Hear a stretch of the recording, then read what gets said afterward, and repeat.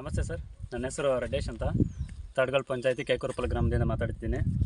ಅರವಿಂದ್ ಅಂತ ಟೊಮಾಟೊ ನಾಟಿ ಮಾಡಿದ್ದೀನಿ. ನಾಟಿ ಮಾಡಿದ 15 ಡೇಸ್ಗೆ ಇದು ಆ್ಯಕ್ಟಿನು ಮತ್ತು ಟ್ರ್ಯಾಕ್ಚೂರ್ ಫರ್ಟೀಸ್ ಕಂಪ್ನಿಯಲ್ಲಿ ಎತ್ಕೊಂಡು ಬಂದು 2 ಟೈಮ್ಸ್ ಡ್ರೆಂಚಿಂಗ್ ಮಾಡಿಸಿದ್ದೀನಿ. ಡ್ರೆಂಚಿಂಗ್ ಮಾಡಿಸಿದ ನಂತರ ಈ ವೈಟ್ ರೂಟ್ ಡೆವಲಪ್ಮೆಂಟ್ ಆಗಲಿ, ಈ ಸ್ಟಮ್ಸ್ ಅಂತೂ ತುಂಬ ಚೆನ್ನಾಗಿ ಓಪನ್ ಆಗಿದೆ ಸರ್. ಹಾಗೆ ಎಲೆ ಥಿಕ್ನೆಸ್ಸು ಚೆನ್ನಾಗಿದೆ.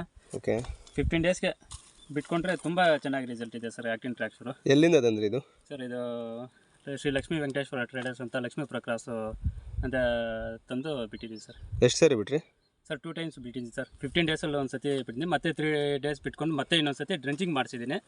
ಡ್ರೆಂಚಿಂಗ್ ಮಾಡಿಸಿದ ಮೇಲೆ ಈ ಥರ ರಿಸಲ್ಟ್ ಬಂತು ಸರ್. ಬೇರೆ ಫಾರ್ಮರ್ಸ್ಗೆಲ್ಲ ರೆಕಮೆಂಡ್ ಮಾಡ್ಬೋದು? ಹಾಂ, ಮಾಡ್ಬೋದು sir. Okay okay sir.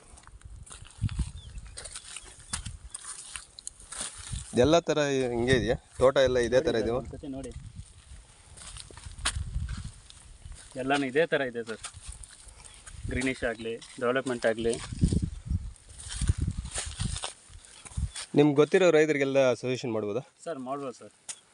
Okay, ಮತ್ತು ಸ್ಪ್ರೇಯಿಂಗ್ ಏನು ಮಾಡಿದ್ದೀರಾ?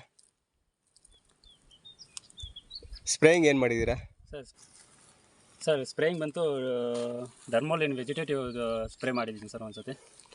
ಓಕೆ ಓಕೆ, ಅದರಿಂದ ಏನು ನಿಮಗೆ ಗ್ರೀನಿಶ್ ಏನಾದರೂ ಚೆನ್ನಾಗಿ ಕಾಣಿಸ್ಕೊಂಡ್ರೆ? ಗ್ರೀನಿಶು ಮತ್ತು ಫ್ಲವರಿಂಗ್ ಎಲ್ಲ ಸ್ಟಾರ್ಟ್ ಆಗಿದ್ದೆಲ್ಲ ಸರ್. ಇವಾಗ ಸ್ಟಾರ್ಟ್ ಆಗ್ತಿರೋದು ನೋಡಬೇಕು. ಸ್ಪ್ರೇ ಮಾಡಿದರೆ ಅದ್ರ ರಿಸಲ್ಟ್ ಹೇಗಿದೆ ಅಂತ ನೋಡೋಣ. Okay sir. ಸ್ಪ್ರೇ ಮಾಡಿ ಎಷ್ಟು ದಿನ ಆಯ್ತು ಸರ್? ಸರ್ 3 ಡೇಸ್ ಆಯ್ತು ಸರ್. 3 ಡೇಸ್ ಆಯಿತಾ? ಹೌದು. Okay okay.